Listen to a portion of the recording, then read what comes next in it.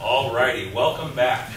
Now during the break, you may have had some conversations about what we've already discussed. You may have come up with some questions about what we've already discussed. Would you like to ask any questions about what we've already discussed? Probably have some questions about where we're going in this hour. I've been teaching this for 16 years. I can predict what questions you're thinking, and they're probably coming up in this very next segment. But what we've already discussed, any questions? Outstanding. So far, how many of you think you're keeping up with the class? How many of you think you're lost? How many of you aren't thinking? You didn't vote. All right. Very good. We're going to jump into the presentation, and I have to give this disclaimer. While we will address legal information in this class, it's general information. Remember, the law always deals with specific facts. In fact, by the time it gets to court, they can take one tiny little fact and dissect it for days or weeks. So we're going to be talking more general stuff than specific stuff. And for that reason, this class should not be relied upon as legal advice. If you get into a situation that you think may become confrontational, get with your attorney. Okay? All right. Now let's talk first of all about the crime-free name.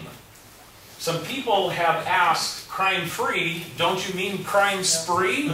I can't believe you put the crime-free program in that property.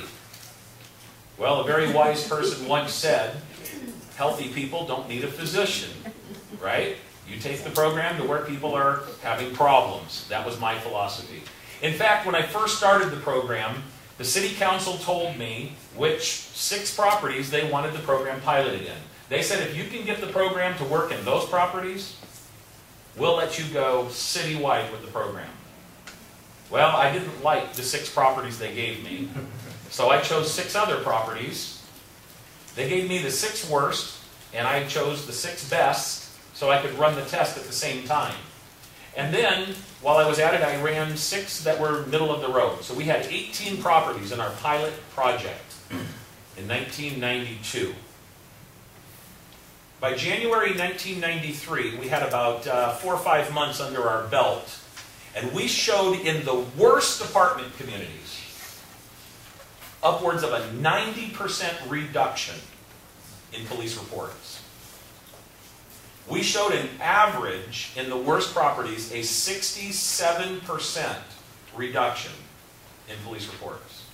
Even in our best properties, where I didn't expect that we would see a whole lot of change, we still saw between a 15 and a 20% reduction.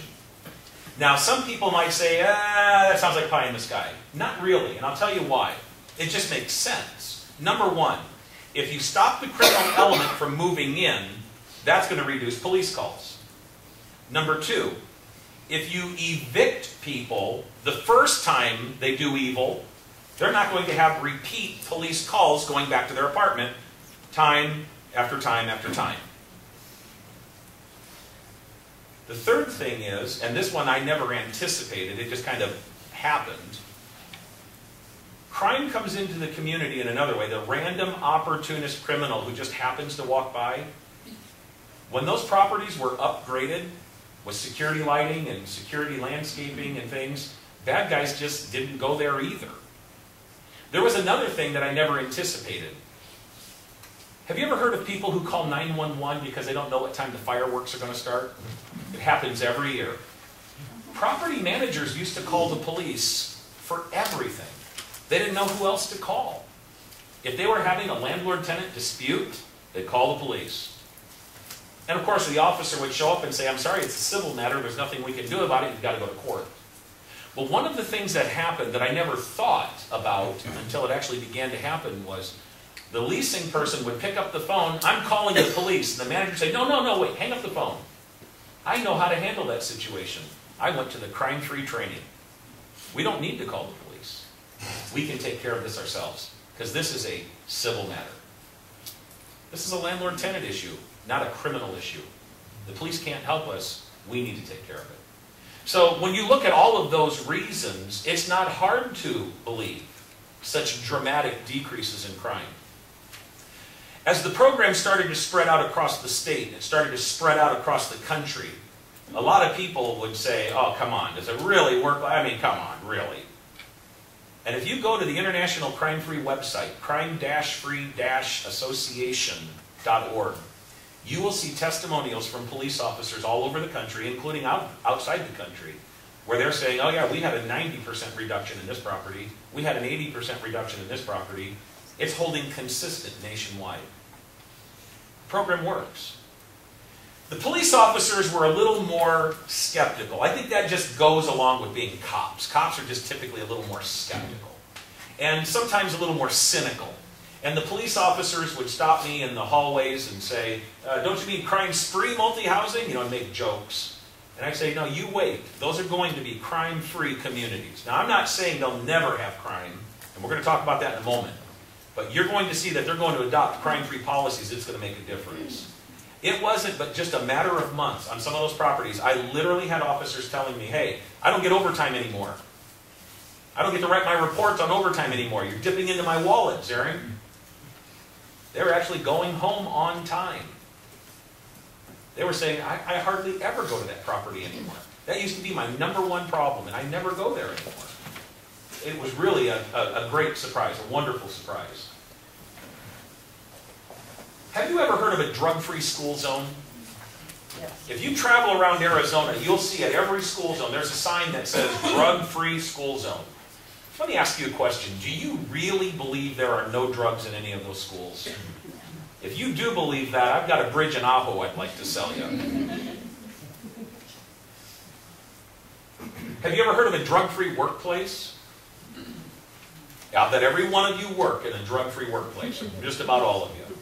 Let me ask you a question. If we did a urinalysis or a blood draw on every employee in this city, or your state, every person that works in a drug-free workplace, do you truly believe not one person would test positive for drugs? I hope you don't believe that. Well, let me explain to you what we mean by drug-free.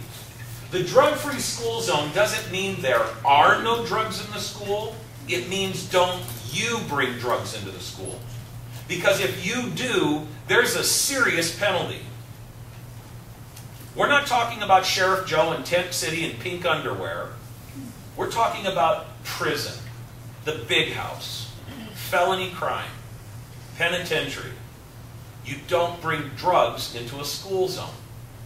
You don't deal drugs in a school zone. That's what drug-free school zone means. What about drug-free workplace? What does that really mean? What it means is you don't go to work under the influence of drugs or under the influence of alcohol. You bring drugs to work. Your employer's got a hammer that they hold over your head. What is the worst penalty an employer can levy on one of their employees if they bring drugs into the workplace? Termination of your employment. Like Donald Trump, that Cobra. You're fired, right? You're out of here.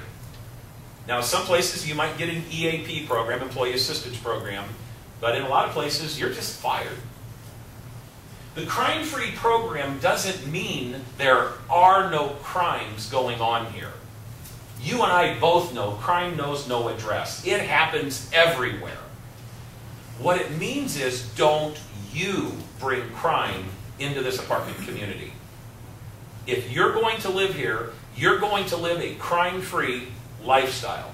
Now, as a property manager or a property owner, what is the most serious penalty that you can levy on one of your renters if they're involved in crime? Eviction. You're out of here. Okay? That's what crime-free means. Now, some people suggested when I started the program that crime-free was a little pie in the sky. I look at fat-free foods.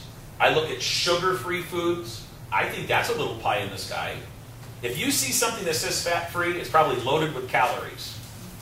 Your body's going to turn it into fat anyway. My wife loves that 50% fat-free ice cream because she can eat twice as much without feeling guilty, right? I think if they were honest in their labeling, or if they wanted to be a little more exact, they might call it a fat-reduced food.